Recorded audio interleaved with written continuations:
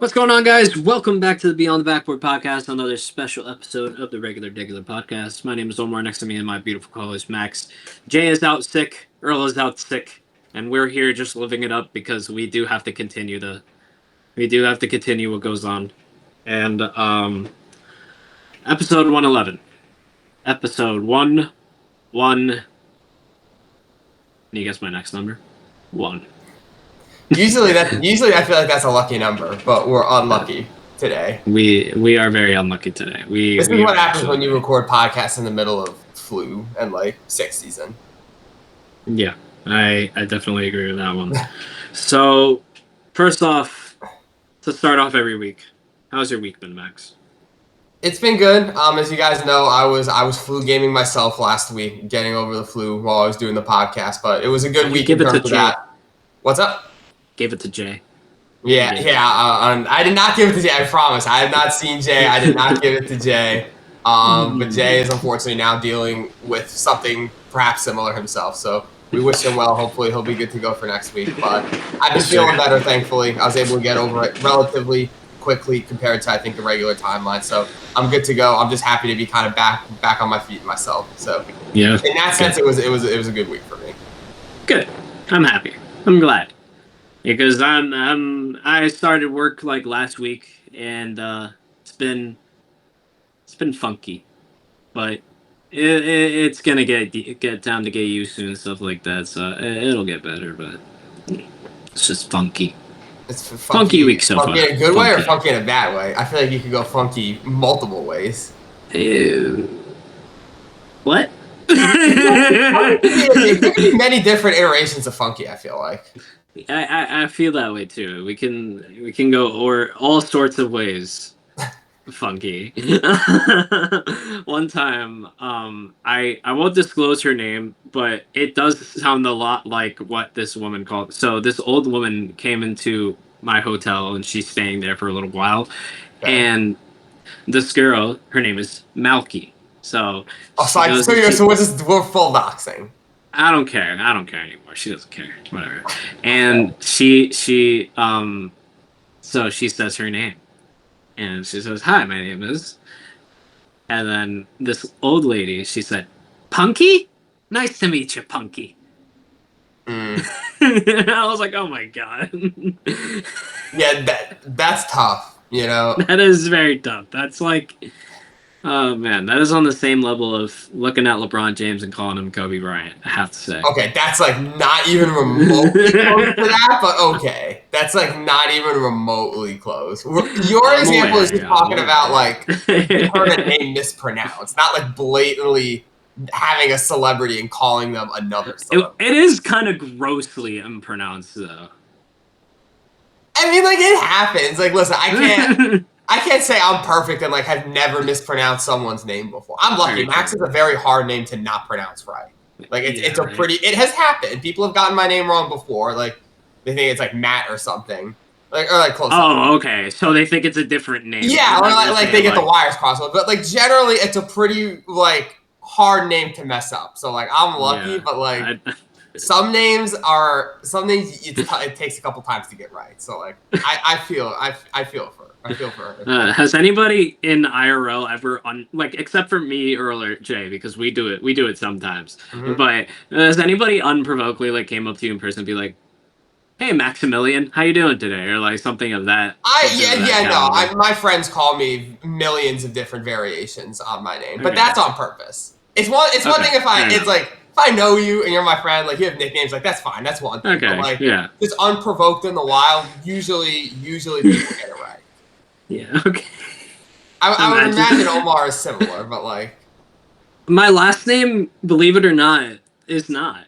Last name. No one knows each other's last names. That's just where we're as a society. No one says Mr. I mean, Aronson is pretty basic. I like to think that's nobody unpronounces that. Would you say anybody has mispronounced your last name? It has happened. It definitely happened. It has. In what way? It happens. In what way? What way? But I feel that's very different than calling LeBron James Kobe Bryant. Okay, all right, fine. I was being a little bit facetious. Fine. I would dare say hyperbolic.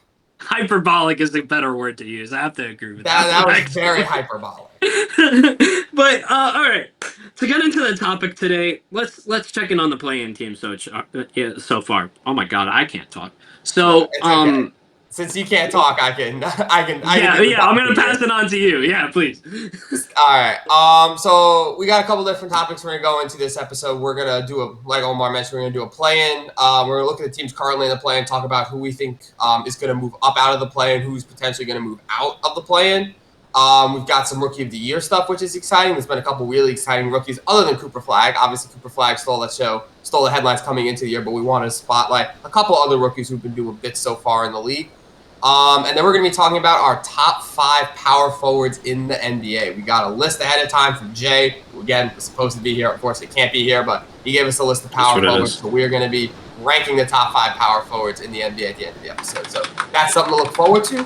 But for now, we're going to go ahead and take a look at the standings. Omar, are you able to put the standings on screen? Or yes. Okay. Allow me to fetch that. Yeah, so while Omar's getting that, we're going to look at the 7 through 10 seeds in both conferences. Right now in the East, the 7 seeds currently the Orlando Magic at 11 and 8 as of recording this. Boston Celtics sitting right behind them at 10 and 8. Bulls 9 and 8 and Philadelphia 9 and 8. So all the East playing teams are the 8. Did I say wins? I meant losses. I'm actually having a hard time finding this. What the hell? All the East playing teams are 8-loss teams. Obviously, just the Magic and the Celtics have played a couple more games, have a couple more wins than the Bulls and the Sixers. So that's where they're at. And then out west, it is the Timberwolves, currently the 7th seed. The last one, I'll say outside looking in for like a locked up playoff spot, but still obviously comfortably in the play-in at 10 and 8. Then you have Golden State, even 500, 10 and 10. Portland Trailblazers 8 and 11, and the Grizzlies 7 and 12. So you can actually believe it. The play-in cutoff for the East is actually higher than it is for the West. The West has 2 sub-500 teams currently playing. The East has 0. So take that for everyone who says that the West is so much better than the East. Statistically, not actually the case right now. All of that. It's not at all. I can't believe this was an actual conversation for how long it was, because I really feel like the competition was kind of on the same level.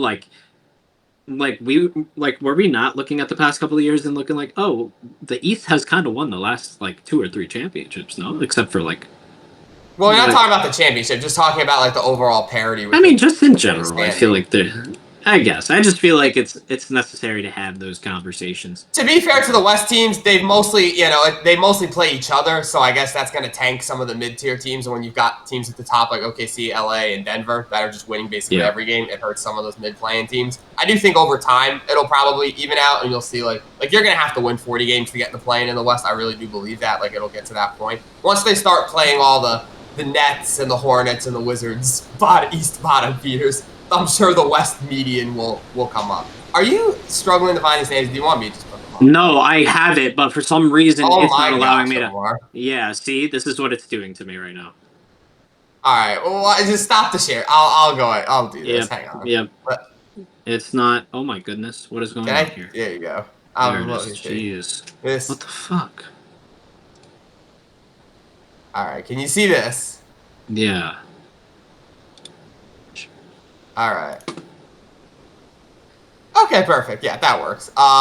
That works. Yeah, it's better than what the fuck I just. As you can see, I'll zoom in a little Jesus bit. Jesus Christ! All right, yeah, we can zoom. Yeah, all right. That's okay. Yeah, there you go. So you guys can see that. So this is what we're looking like out east. Obviously, Orlando, Boston, Chicago, Philly. A couple big market teams in there. NBA would definitely like these guys in the playoffs here, but obviously long way to go. Then down west, Minnesota, Golden State, Portland, and Memphis. So, Omar, between these 8 teams, who are a couple candidates that you think are going to actually break into the top 6 before season's end? Who are you looking at to kind of ascend from the play-in, so to speak, right now and go on a run? Probably one of these teams that are in there right now, but that are going to look to lock up one of those top 6 spots going forward. Top 6 spots to lock them up. I mean, for the East in general, I do think Milwaukee's going to play a lot better than they're playing recently. 8 and 11 is really rough for them. I understand Giannis has been somewhat injured, but they're still. I feel like they're better than 8 and 11 personally. So maybe I could see them moving into the play-in or maybe that 6th place spot. Philadelphia has a lot to prove. I feel like Joel Embiid is like kind of like teetering on and off injury, and it's like I don't know if he's ever gonna be fully healthy again. But I do like what they're doing with Tyrese Maxey, VJ Edgecombe. They just got Jared McCain back. Their backcourt is looking really solid in and out of lineups. So I will say that, but I'll expect them to make a tiny little push. Maybe I'll see them at the top of the plan. Maybe we'll see them at the top. Maybe at the bottom of the playoffs. But we'll kind of see where they are. But those are my two teams that I really think are going to move up. Boston, I don't really have any hope for. The Magic are good without Paolo and Chiara, but they're going to take a step up, definitely. There's a lot of teams. I mean, I feel like for 1 to 10, I really feel like it's going to look a lot like the West last year. Because it's going to be like... I remember how they were really like 1 game off of each other, 2 games off of each other. Yeah, the final race was really close. Yeah, so I do feel like either maybe 1 through 10 is probably gonna stay the same as the West. I'd say for me, I would probably also back the Magic the most of this group. I don't see Toronto. I feel bad saying I don't see Toronto considering how well they've been playing, but like, I don't know. I believe in them to be a play-in team, which I don't think I had at the start of the year. I think now you're still on the Toronto train, huh? I don't know that I back them yet. I don't think I've seen enough from them yet to say they're going to be a top 6 team. I do think they'll be a play-in team, but I wouldn't be shocked. Brandon Ingram has been playing fucking amazing, and I love it because Ingram's been having a great season. I just feel like he makes a difference for that team, especially in the half. I don't know what it is about New Orleans. I feel like they're a black hole for talent. And they just suck all the talent out of all their players that come to play there. Zion, non-existent. Brandon Ingram was injured the entire time going there. Trey Murphy, oh my god, if he moves on from that team, he's gonna be a solidified all-star. What is the limit for these players if they just move from New Orleans? If Trey Murphy went to the East, he'd probably be an all-star. Like that. Like, I could agree with that. But, Earl, come on. I don't know. Like, I could see Toronto falling out. I could see Atlanta falling out. Again, they've been pretty high as of late. It's only because of Trae Young. Trae Young. I'm sure we'll talk about Jalen Johnson later on our power forwards list. But right now, the Magic are currently in the best position. Like Omar said, they're doing a lot of this without Paolo.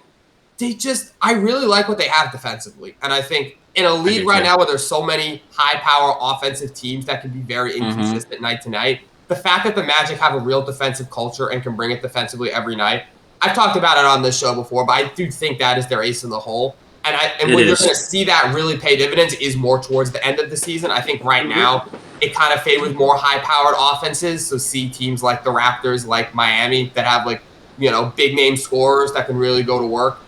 Early in the season, they're able to be more consistent, but once you get to the January, February, the Marches, I think the wear and tear on the body, some of the more volatility comes into play in terms of top end scoring. So I think especially at the end, the Magic are going to be poised, assuming they can keep this kind of defensive culture going, which they have for the last couple of years. So I see no reason why they shouldn't. I think Orlando is going to be able to jump in there again. Probably I do think that Toronto or a Miami, maybe Atlanta, but. I don't know. They would be the team of those guys that I would pick to probably jump out of there. I'm not going to lie. One of your comments kind of caught my ears a little bit. You said that something about a really high-powered offensive league. And I have to say that's so powerful to that point because these are the team. This is the reason why Detroit is succeeding so valuably because their offense is just on the same level as their defense was last year, and their defense was top tier last year. Toronto's defense has been really, really decent to start off the year. The only one of the top 4 teams that their defense hasn't been good at all is the Knicks. And to be completely honest, that's good. That's a good reason. And honestly, I want to bring up this point briefly. I think I'm gonna say this, but I want you to listen to the whole thing before I finish. Okay. Trade Cat. Don't break up everything. Trade Cat. You trade Cat. You send him to Miami. you get a Bam Adebayo, and you get something else out of it. You get, I feel like Bam's offensive ability, yes, it may be a step back from Cat's offensive clip and the way that and how often he shoots and how often he will drive.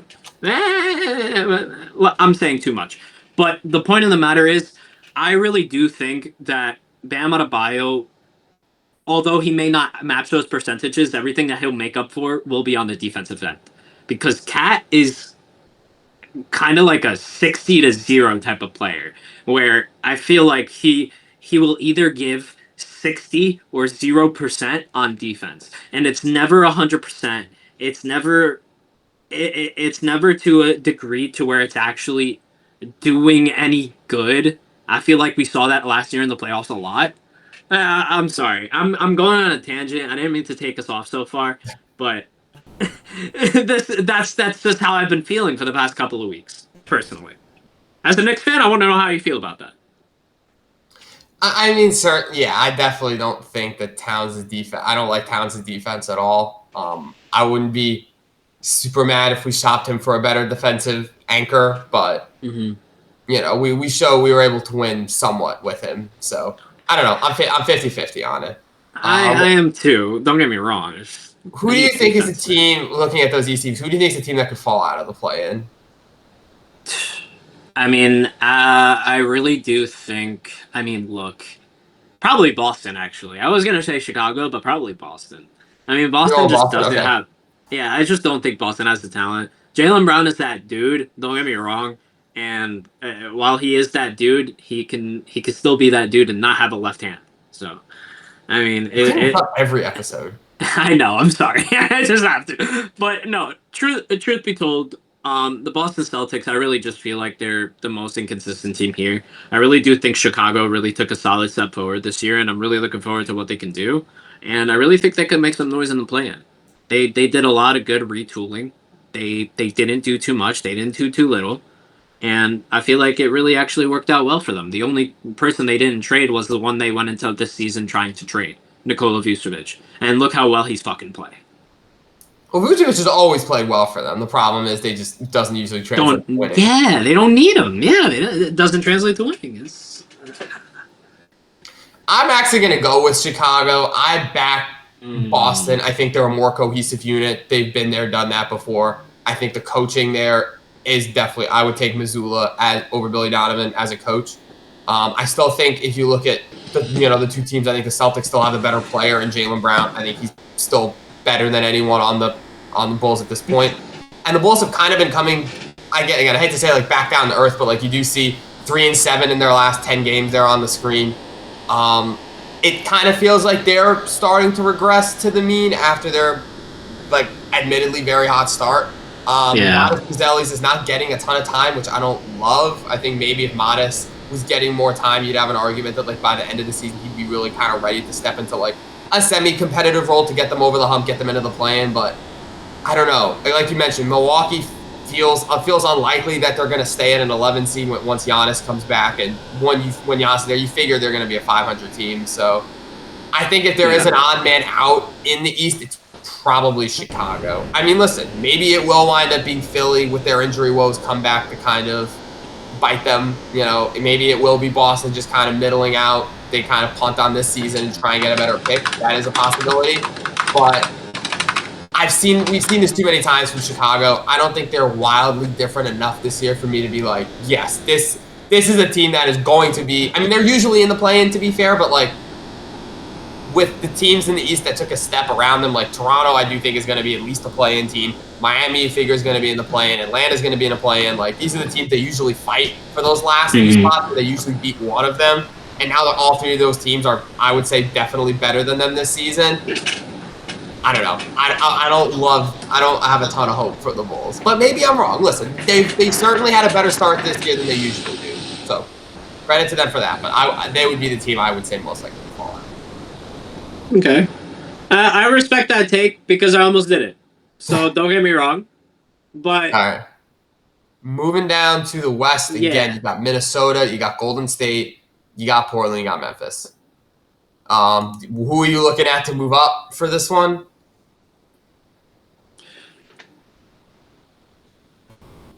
Okay. Let's start off with down. Can we start off with down? Sure. If you have it down, go ahead and say down. Memphis. Fucking Memphis. Get them all the way down there. The team that's moving up is either Utah or, honestly, either Sacramento. I'm not going to lie. I don't have much faith in the Clippers. Oh, okay. Is that... Oh, did you? Oh, I'm sorry. Yeah. No, sorry. I was just like, I was it. waiting for. I was waiting for. I was waiting for a response for some reason. But no, yeah, no. I do think either Utah or Sacramento honestly move up. I really don't have a lot of hope for LA to really do anything this season. Unfortunately. Hey, Jay, how you feeling, bud? Hey man, this is Jay reporting live from the bed. Oh, Sick. man. What we here, man? I just want to tune in, man. Jay came in just to hate on Memphis. Just to hate on Memphis. Nah, yeah. Jay, how you feeling, bud? What do you got? The flu, bro? No, it's definitely not the flu. I think being around a lot of fam yesterday, I just got a little something. Hopefully, it's just a 24-hour bug. But I'm chilling though, man. I'm not dying. Stomach bug.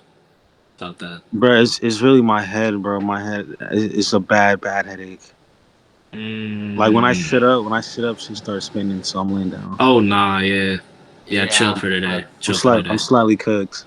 Well, it's good to hear for you. Good to hear that you're at least in bed, chilling, getting some rest. Word. If you feel, we're hoping that you feel better. Hopefully by next week, certainly. Yeah, of course. I'll be good by next week, man. I'm taking back the stuff.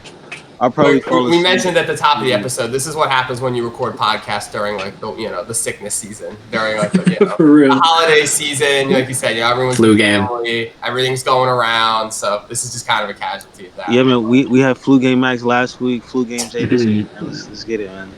But I'm gonna just stick around and chill, man. I'm not gonna try to say too much. You're good. Totally. You don't even gotta turn on your camera. You can listen to Omar rant about Memphis because it sounds like he's really he's not feeling Memphis this year. No. I mean, look, to pick up on the topic. They've been solid lately. I can't lie. Not really. I mean, solid is 4-6 in your last 10. Yeah. That's okay. I don't know if I say solid, but like okay. But no, for real, I do think they're gonna fall out of the play-in. I have more hope in Utah because, well, Lowry has been playing fucking amazing, and yes, I said Lowry this time because Max has proved me wrong. But Lowry Markkinen, the GOAT. Lowry Markkinen has been actually playing out of his mind, and I want to give him that respect. I understand Walker Kessler is injured for the rest of the year, and while that may be a big part and a very facetious plan, I do think there are a lot of role players that could pick it up. Just to at least just get them in the play-in. I don't think they're going to go far by any means. I don't think they're going to make any noise. Just get them there, get them that experience, and then you could be like, all right, I could be proud of myself. But it's either that or Sacramento because I don't see Dallas doing anything. Clippers, they're on every other player's on a crutch. I mean, I'm sorry. What do you want me to say? And then New Orleans, God help New Orleans, okay? Because even Christ couldn't save them. I mean, no disrespect, but Jesus, this is crazy. The black hole of talent is just really speaking volumes. I definitely think the fallout from the play-in is going to come down to either Memphis or Portland. Memphis, to me, really depends on what happens with Ja. If Ja is able to kind of flip a switch, lock back in, really start playing like we know he can, then I think Memphis should be good enough to stay in the play. At the very least, be good enough to stay in the play. I feel like that's part of the problem, and I really don't mean to cut you off because I just spoke for like 3 minutes. But I don't want to play for them, man. It doesn't look great right now. Like it definitely doesn't look good. The interviews coming out of there, the on the court stuff, Ja looks pretty checked out, to be totally honest. Like it just doesn't look like he is kind of bought into the system. It doesn't look like he's really he's not on the ball as much. He's kind of more passive. He doesn't really, he's kind of going through the motions. He's not like the high flying, highlight reel, top scoring 30-point a game job that we're used to seeing. So if they can somehow get that back, if he can, I mean, maybe it's injuries still kind of bogging him down. Maybe it's just, there's been rumors that he doesn't match with Coach Isolo very well. The vibes there are not what they were under Taylor Jenkins. So if it's something that is able to be kind of course corrected and the switch flipped, then I think they can stay in. But like if they do have to trade Ja, and definitely if they wind up trading him for less than what he's worth, like if they're not able to get valuable assets back, or maybe they just go the complete rebuild route. Like maybe they trade Ja for picks, they look to trade Jaren Jackson for picks. Like if this becomes a tank year for Memphis, then obviously I do see them falling out. Like of these 4 teams that are in there right now, I think Memphis is the most likely to punt on this season by January or February and kind of make some big moves at the deadline to kind of deconstruct. So yeah, I guess I'd go Memphis, but like if they stay the course, I don't love Portland doesn't look great right now. Like they don't look bad.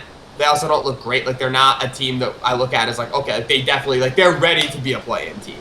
They might be. They could get there. I don't know that they're like 100% ready. So in terms of stepping out, I think Memphis is probably most likely to punt on the season. But I do think if they just both stay the course and play straight up, I think Memphis is going to wind up doing better than Portland. And honestly, Portland may just stay as the 9-10 seed because I don't fully trust Utah to jump in. I don't trust the Clippers to jump in. There's not a team out west like there is in the East with the Bucks where I'm like, I don't see a world where they're not a play-in team. I mean, you can make an argument that Dallas, once they get healthy, can make a run. Sacramento has the offensive talent to make a run. They don't have the defensive talent, but like, I don't know. There's no one team out west that makes me confident is going to jump in, but if any of them do, I would say probably Memphis or Portland is going to be the one that has to be a casualty of that. Add to that? So I remember I said on the pod, was it the first? It was like our preseason prediction pod when I really thought it was going to happen. I was telling guys the East is better than the West this year, bro. The bottom of the West is so horrific. Like, I'm looking at these records. All at the top 8 might just stay what it is. Like, those last 4 to 6 teams are so bad.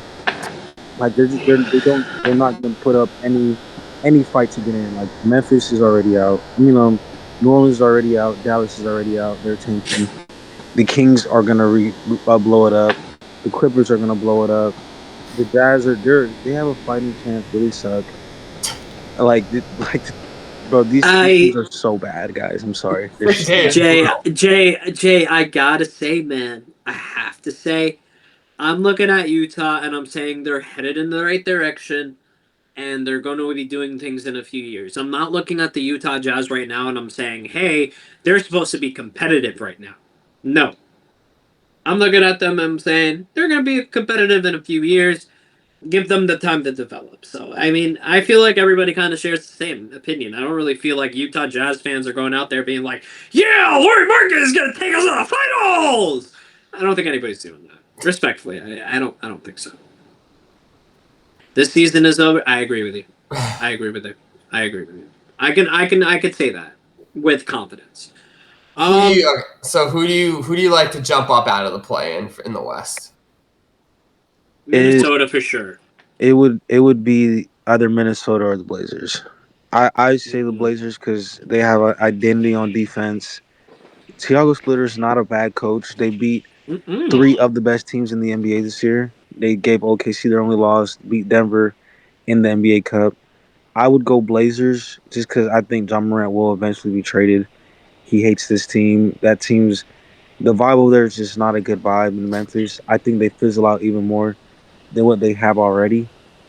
But it would just, to me, I would lock the Blazers in to be the only team that would give this top 8 a run for their money. But I think the top 8 will stay exactly how it is the entire season. Wow. It's unbelievable to say. I think nothing will change. So you see Portland as kind of like that cutoff point of like the top teams to kind of like the bad teams. Like they're kind of that middle point of like they're not going to be bad enough to fall out of the play-in, but they're not going to be good enough to like jump into like the top 6. Like they are the definition of a play-in. So you know how like the last 2 years in the West, there was like it came down to like literally the last game of the season in the West, where it was like 3-4 teams fighting for that 6 to 10 spot. This year it will be the Blazers just fighting into the 8th. Like I think they will stay right behind the Warriors, right behind Minnesota, right behind Phoenix the entire season. I'm not saying they'll get in, but I do have a chance. Like Scoot Henderson is gonna come back this year. Like they have more firepower coming. Demi Avdia made the jump, as we talked about Oh last. yeah. Probably most improved candidate. I don't know what they're gonna do with coach. Like they might keep Thiago for the year, but like with the team they have now, they have a chance. But like I said, man, Golden State, it's bad. As bad as they look right now, 10-10. I think they're gonna find their flow state. They're gonna start winning some games. They're gonna be ninth. Like 10 and below, nothing's gonna happen. Though. I really believe that. But at that 9 spot, they're gonna give the Warriors some. Yeah, listen. I mean, Jay, you touched on Golden State, so I guess we can go into like the teams we think that might jump up. I'm tempted to say Golden State, but really what holds me back from saying Golden State is going to get much better than where they're at is just their lack of rim protection. Like, this team really suffers from not having a dominant rim protecting big. I mean, Al Horford is 39. He's not protecting the rim. Draymond, as good as a defensive asset he is, and certainly he is still one of the best defensive players in the league, plays out on the perimeter a lot. He guards guys on the perimeter. He's in a lot of pick and roll switches. He's not really a rim protector. He's not a at the rim. Okay. And obviously they got Quentin Post, big body. He's not a rim protector. Guys don't fear Quentin Post going to the rim. Yeah, but had the Warriors ever really had a rim protector? I mean, I'm really going about it. They had Kevon Looney, but they had. I mean, they're good.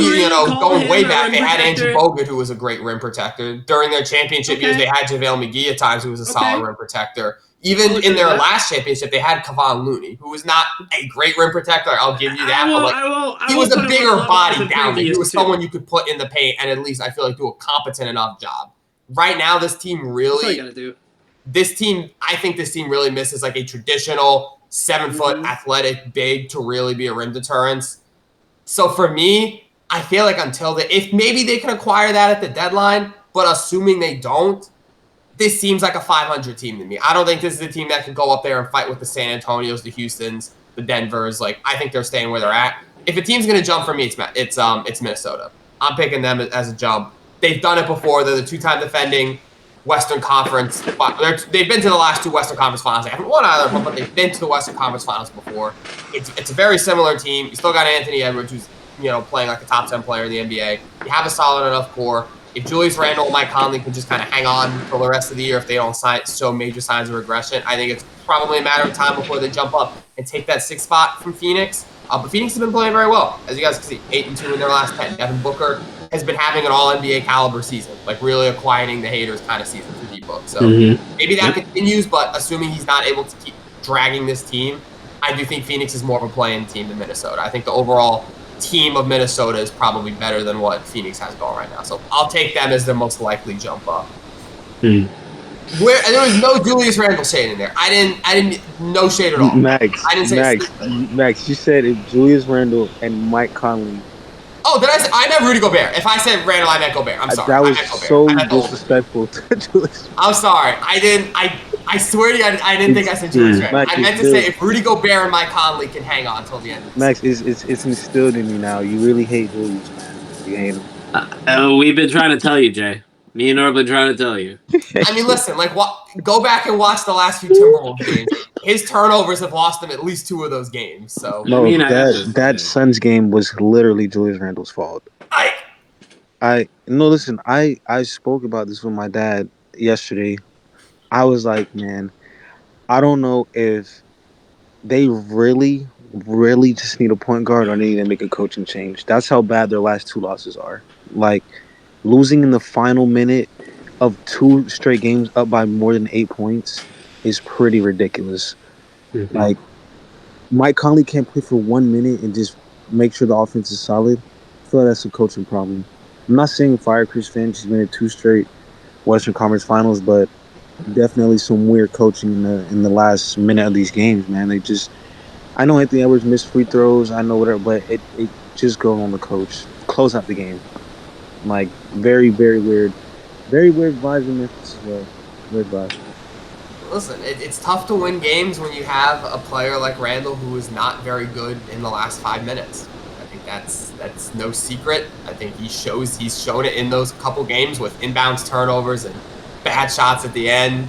I think the ball should be in Anthony Edwards' hands at all times when it comes down. I don't think that's necessarily the reason. It should be Ant Edwards' ball. I'll say this: Julius Randle within the last 5 minutes of the game, I think he needs to get smarter. I'll say that.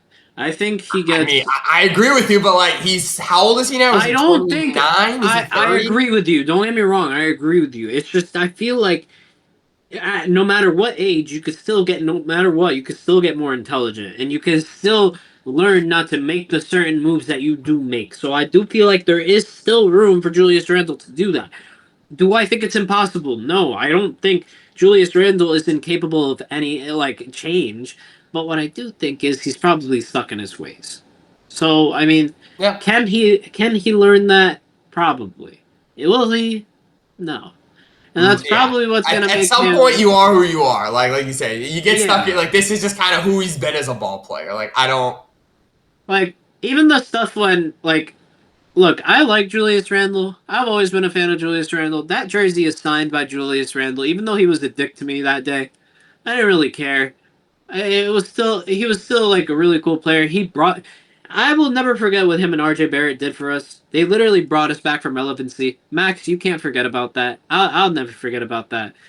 And it's just like with everything that he had to deal with New York, I really do feel like it's unfair because I do feel like he dealt with a lot more criticism than he's probably been met with his entire career. And that meant him being a number one option. And he had to make changes to his game solely because the team needed it. And he had to be that offensive engine because nobody else was that offensive engine. Like, there's so many things that Tom Thibodeau installed in Julius Randle's head. Because while I understand Julius Randle is a little bit limited in his abilities on offense, he's still a great defensive player. And he's still smart when it comes to those types of situations. So he didn't look very smart defensively at the end of these last few. I'm not talking about now. I'm talking about when he was on the Knicks. I base my opinion off Julius Randle off of the 5 years I've seen of him, and that's I don't think he's a very different player now. I think it's a lot of the same criticisms that fans had of him at the time as the criticisms now. Is it? You look at consistent defense. You look at poor decision making at the end of games. You look at turnovers. It's kind of the same stuff. And like you said, I think you said it. He's stuck in his ways. Like, this kind of is the Julius Randle. That's why I didn't even mention him in my little thing. Like, we kind of know what to expect from him, the good and the bad. For me, the bigger question mark with the Timberwolves is, like Jay said, like the point guard situation. Like, Conley having to play these very short stints. Like, can he make it to the end of the season? Rudy Gobert, who I meant to say, not Randall, is also getting up there in age. He's still playing well right now, but like, you know, it wouldn't be the first time that we've seen like a 30-some-odd-old center regress during the season and be a different player in, you know, game 82 than he was in game 1. Like, it wouldn't be the first time. So that's kind of where I'm at with the Wolves. Is like, you know, if things can stay on the rails, if they can figure out a way to get the point guard situation like right in either Conley or someone else they acquire, if they can figure that out, I think they'll jump the Phoenix. But hey man, I think they need a better figure it out more than Golden State right now, at least. Man, they need Ja Morant. Who needs Ja Morant? The Timberwolves? I think Ja Morant, bro. I genuinely just think Ja Morant just doesn't want to play in Memphis. Like, it's so obvious now. He's so checked out. I feel like if he goes anywhere, he'll just start to play 10 times better. When I saw him in person play, it didn't look like he was trying at all. It didn't look like he was actually thinking about the shots he was taking. He was taking bullshit shots. It didn't make me happy. Yeah. I mean, I think the last thing the Timberwolves need is Ja Morant and Anthony Edwards. I'll be honest. I think that would not be a good pairing. I don't like the sound of that. I think that's two big personalities going at it. I think they're best as adversaries. I'll put it that way. You got anything more to add on any of these teams, Omar, or do you want to jump into some rookie spotlights? I will say there's a chance for Golden State to move up. I really do think they play well with Jimmy Butler, and I just think it's coming at a rough time because Steph Curry has been injured already twice this season, and it's only been in a couple of short stints of games, but he's already going to be out for another week or two. So, I'm not looking forward to see. I'm looking forward to see what Golden State can really do when they're like fully 100% playing at a pace. Obviously, I know that Steph Curry is 36, 37. He's not in tip-top shape. I understand Jimmy Butler's around the same age. I understand Draymond's around the same age. I still think with their pedigree, and I still think there's a chance to move up for them. But honestly, I'd like to see them go get Anthony Davis. They're my number one Anthony Davis trade destiny. Like they're already bought into the Curry Butler timeline. Like this year, next year, like that's when all the contracts are expiring. Like you said, Curry's 37, Butler's 35, Draymond's 35 or 6. Why not just buy in, right? Why not just fully commit? Send them Kuminga, send them Moses Moody, send them Pods. Go get Jimmy and Steph some help. Go get them Anthony Davis and just hope it works. Like what do they have to lose at this point? You know, like just if you're committing to Steph, go get him Anthony Davis and just roll out that starting 5. That could be. But like I said, Anthony Davis, as long as he's on the court, is still an elite rim protector. I think he solves their biggest issue. So, all right, let's get into the Rookie of the Year, Max, because it's apparently it's not Cooper Flag anymore. I mean, definitely I thought that was the consensus.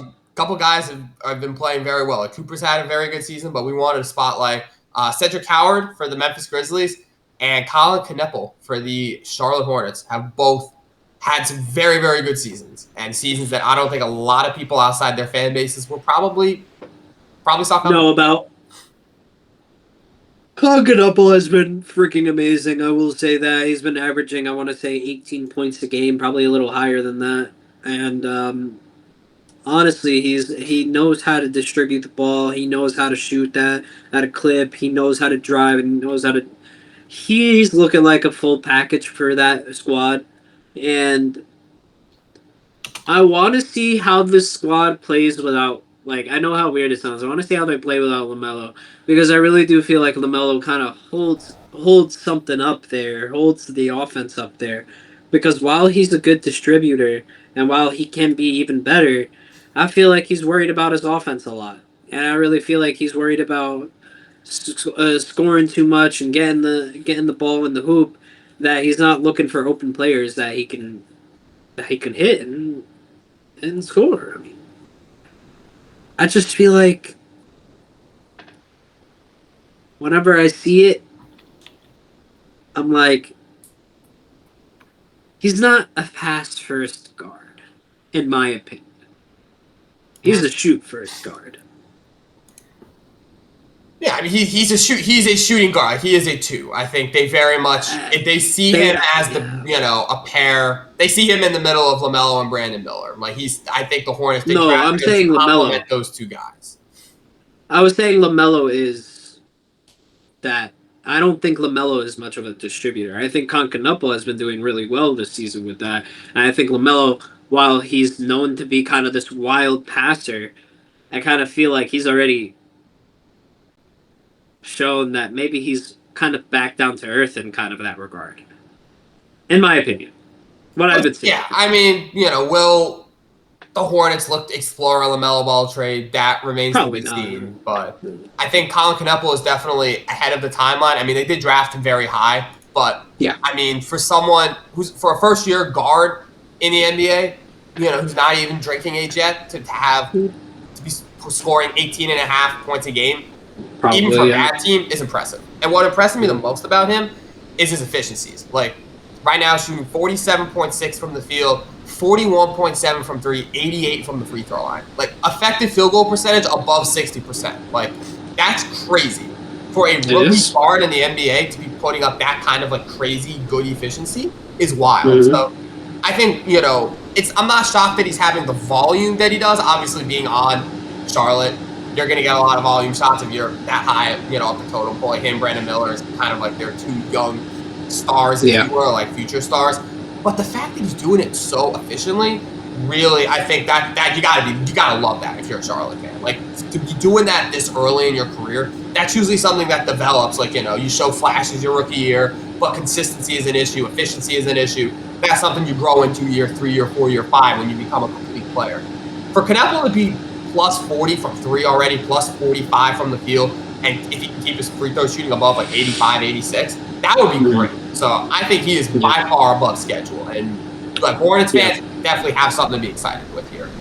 Yeah, I definitely agree with that. I mean, to continue, I don't really have much to say about Cedric Coward though, because I've been watching him and I think he's been all right. I haven't been watching him too crazily because I'm not tuning in to watch Memphis lose, but I will say I do think he's kind of a bright spot in a bad situation for them.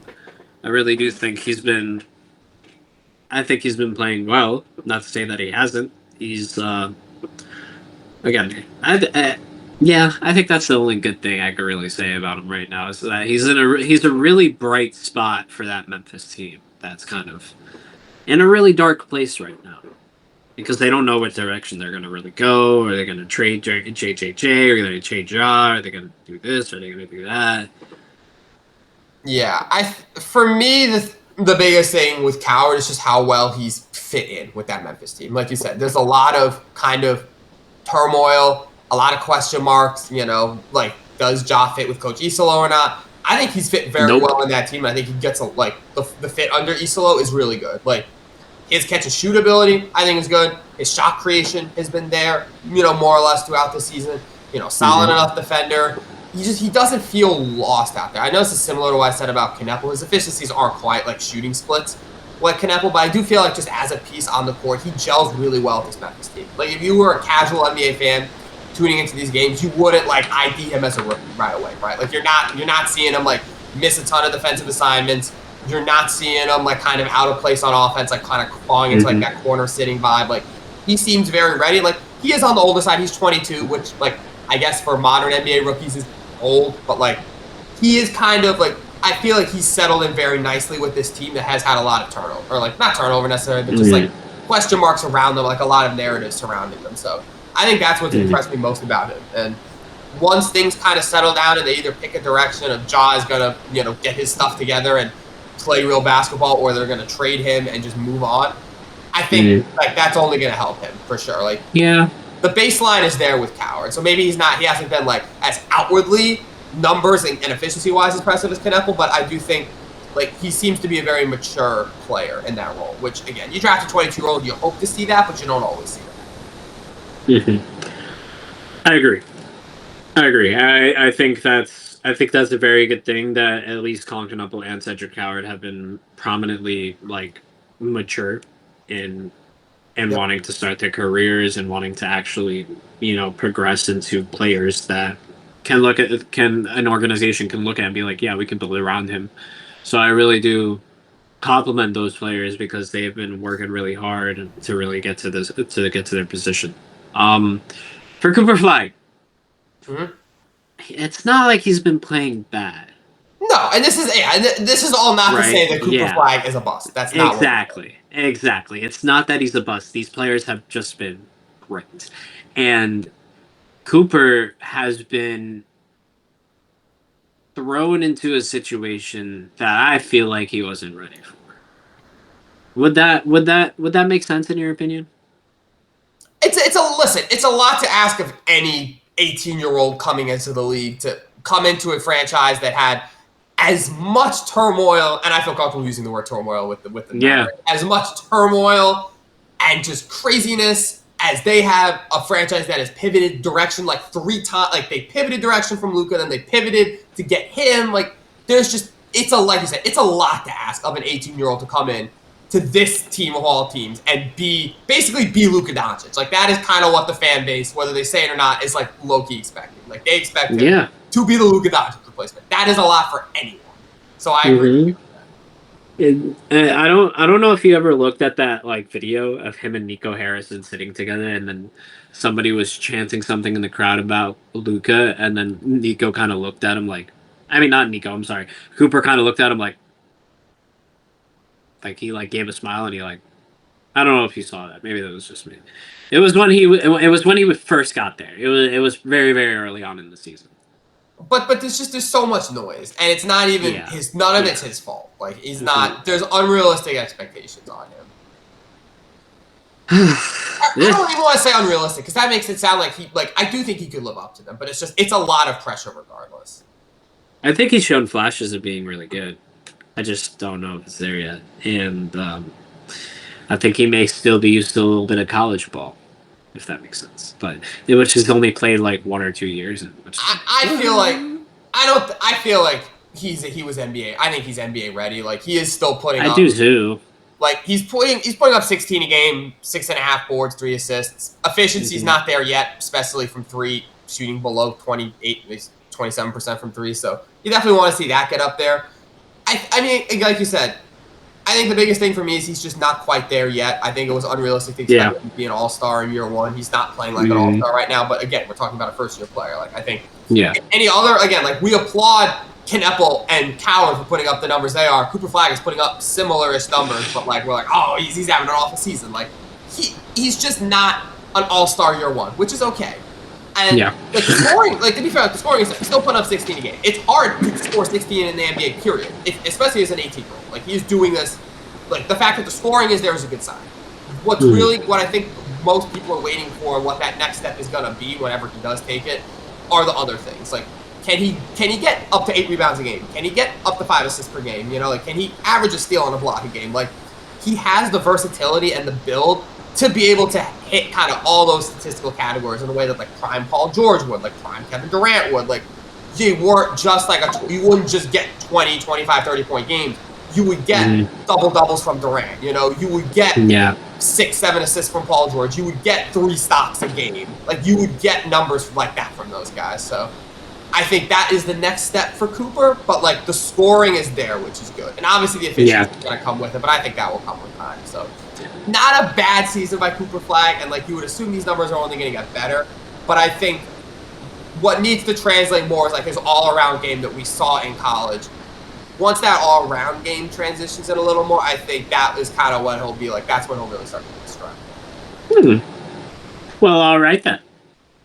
I think so too, personally. I really like to give kind of like 2-3 years for kind of the rookies to really kind of get their bearings on the NBA. And with Cooper Flag, like even if things aren't great after 2 or 3 years, I feel like he's going to get like a longer leash than most. Like I think the potential is so clearly there that like even if it takes 100%. A little longer than usual, like I think the NBA we can wait for him. Like he'll be worth it. I do think. Yeah, I think so too. All right, you want to jump into the top 5 PFs? Yes, we're going to end this episode off with a BTB ranking. We're going to do top 5 power forwards in the NBA. We had Jay put together, again, pre-sickness Jay. We had Jay put together a list of players, of power forwards. So if you don't think one of these players is a power forward, sorry. Like, sorry, not sorry. But like, this is the list that we are going off of. Here's the list that Jay put together. Here's who we chose from and who he considers So Jalen Johnson, Paolo Banchero, Giannis Antetokounmpo, Lauri Markkanen, Pascal Siakam, Zion Williamson, Julius Randle, Jaren Jackson Jr., Aaron Gordon, Kat, Anthony Davis, Domantas Sabonis, and Evan Mobley. Max, for your 5th pick, who do you have? Why don't we bounce back and forth? You give your 5th, I'll give my 5th. Okay. I had not Julius Randle. Karl Anthony Towns at number 5 for my pick.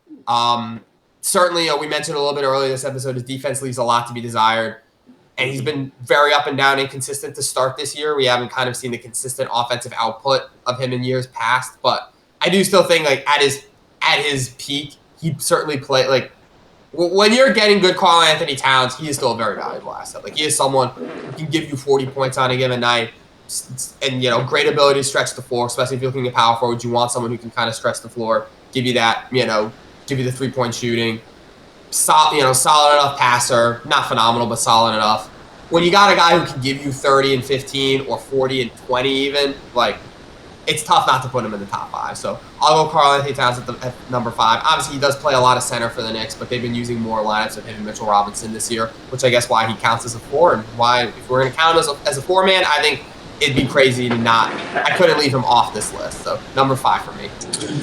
You're better than me because I am leaving him off this list. I mean, look.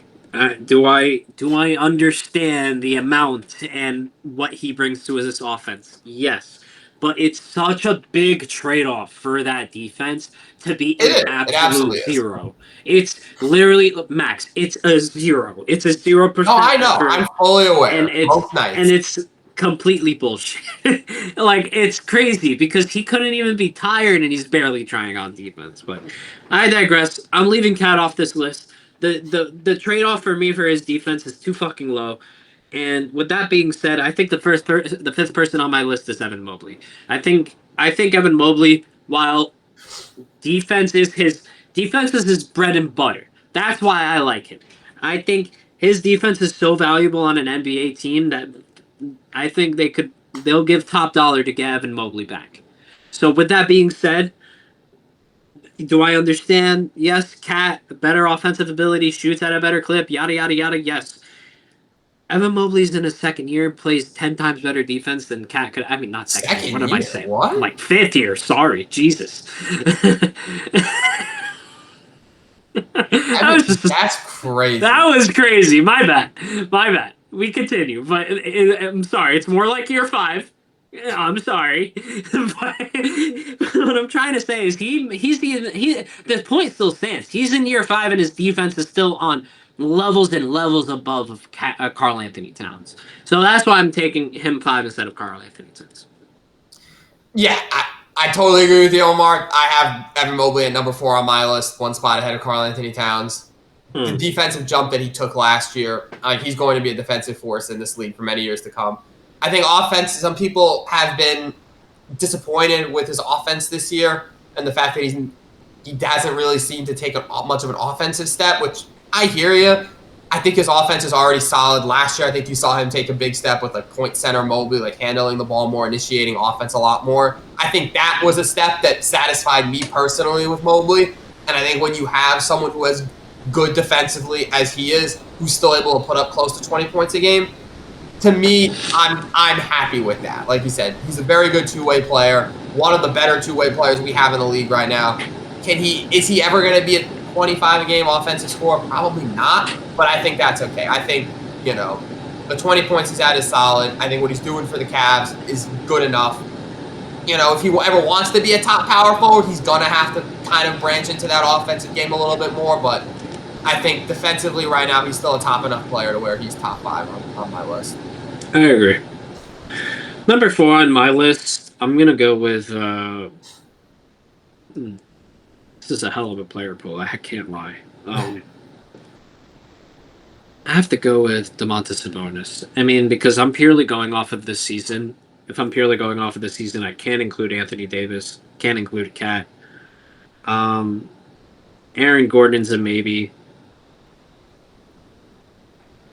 Julius Randle, I'm not including on this list. Zion Williams, I'm not including on this list. That's just how I am thinking because of this year so far. I feel like all of these players have been somewhat in and out of their lineups. And I mean, for Julius Randle, he's just dog shit. But, I mean, for the most part. I mean, Aaron Gordon has been great, but again, it's just been this season. So I really feel like this is unfair to all these players. Yeah, but that's why I'm gonna pick Domantas because I think he's one of the best. I think he's one of the best power forwards in the league. Obviously, I think when fully healthy and has a good squad around them, I really do think first of all he's a double machine, and borderline triple doubles every night. He has shown that he can do almost everything with the rock, and he is probably one of the most skilled bigs on this list. I mean, with Giannis, do I feel like he's skillful? Of course, but I feel like Domantas can do a lot more with that ball than Giannis can because I feel like Giannis is like, yes, he's long, he's like he moves with the ball, but it's like it won't be as fluid, in my opinion. But well, I'll put Domantas right there for me for right now. I'm going off of more than just a season. So I have Anthony Davis at number 3. I still think that a healthy Anthony Davis is a top 3 power forward in the game. Obviously, we haven't really seen a healthy Anthony Davis yet this season, but for all intents and purposes, like he's 33, I want to say now. Like we know what to expect from Anthony Davis. He's still one of the best rim protectors in all of basketball when he's out there. He's, these last couple years, like he has a jump shot, he has a post game, he's a physical presence. I think as long as he's on the court, it's hard for me to say that he's not one of those guys. Like you look at Evan, he is. Evan Mobley, he brings the defense that Evan Mobley does, and is a lot more offensively skilled and versatile than Evan Mobley is. Okay, but now let me ask you a question. Carry teams offensively in a way that Mobley hasn't yet. So until Mobley shows me that, I'm putting Davis ahead of him. Okay, let me ask you a question. If we are talking about from before this season, why are we talking about Jalen Johnson? Why are we talking about Pascal Siakam? Why are we Jalen talking Johnson about Jaren Jackson Jr.? Was the hard leave off on my list. I will say I don't have Jalen Johnson in my top 5. He's very close. He is number 6 for me. He was the most honorable of all the mentions. I think very soon it's going to be I'm not going to be able to leave him off this list. Like, I do think he's coming for Karl Anthony Towns' spot at a very wicked pace. So I mean, I got him at 3, man. You got him at 3, okay. I got him at 3. He's been playing fucking amazing. He has. He definitely has. He's filling the shoes of Trae Young and even more. I'm not gonna lie. Like, he's doing. It's not that Trae Young can't do it. It's just that Jalen Johnson's body is more physically made to do it. So I just feel like. But honestly, I do feel like he's been playing fucking amazing this year. Yes, we knew he was playing at this place last year. I also feel like he still took that jump while also being injured, which is also very rare that we see from the league, because obviously we kind of see an injured player. We don't really see them kind of take off to a year or two after, even when they're just coming off of injury. I just feel like you take a little bit more time to get back with any injury. With Jalen Johnson, he's just been carrying this Atlanta Hawks team. And I feel like there's outside factors. The defense for the Atlanta Hawks got a lot better. Kristaps is a competent big finally. He's finally playing in every other game. And what we heard about it earlier, I don't know, did you hear about that disease that he got? Did we ever talk about that? I heard a little bit about it. Yeah, it did end up like really fucking him over. So I'm glad that he's finally feeling better and like playing at like the pace that he is. Because I mean, if Boston had him, would we have moved on? Yeah, it's a good question, but yeah, I hear what you're saying about Jalen Johnson. I think if we do this list in another 3 months, there's a good chance that he's on it. For me, I'm not going to put him there yet, but I'm not sleeping on him like I do. Yeah, I do see what he's doing over there in Atlanta. He's going to be an all-star. He could very well be all-NBA this year. So if he can keep this up and get there, he'll be on my list 100%. But number 2 for me, I'm going to go with another guy who's dealt with injuries this year. I'm going to go with Paolo. I legitimately do think that Paolo is probably still in the ecosystem of the NBA, a top 15 to 20 player, just overall, regardless of power forwards. The fact that he's only in this is year 4, I think, for Paolo, and we're already seeing like star offensive talent, ability to carry a team offensively. 3-point shooting needs to be there, yes. The defensive consistency still needs to be there, yes. But the counting stats that he puts up is incredible. And I think you see he has turned the tide for the Orlando Magic. He is their franchise player. He is who they're building around. He is a proven all-star. Time will tell if he's going to be on All-NBA this year. I think if he meets the games requirement, he'll be on All-NBA. But he might not meet the games requirement, so TBD on that. But I still think when Paolo comes back, he's going to be putting up 30 a night. He's going to be giving you double-doubles. He's going to be the anchor offensively for this Magic team that's going to be more than solid. And this could very well be the year the Magic win a playoff series. I think the minimum expectation for them has to be to win a playoff series. And I think Paolo to get that done. So Paolo number 2 for me. Mm-hmm. Okay. I mean, look, obviously we have different thought processes with this. And with the next two spots, I'm kind of gonna give it to the guys that have a ring on this list. Second is gonna be Anthony Davis for me. Obviously, you explained why Anthony Davis is very good. He has a ring with the Lakers. He's a defensive menace whenever he's fully healthy, and honestly, he's probably the better person of anybody else on this list. I'm looking at Lauri Markkanen, Pascal Siakam, Zion Williamson, and I don't think any of them are better than Anthony Davis. So, I got him at 2. Okay. And then for number 1, I'm guessing we both Giannis. That's still pretty. Giannis is still. You could argue he's the best player in the world. I'll still take Shea, defending MVP, defending Finals MVP. I think Shea's earned that right, but Giannis still puts up.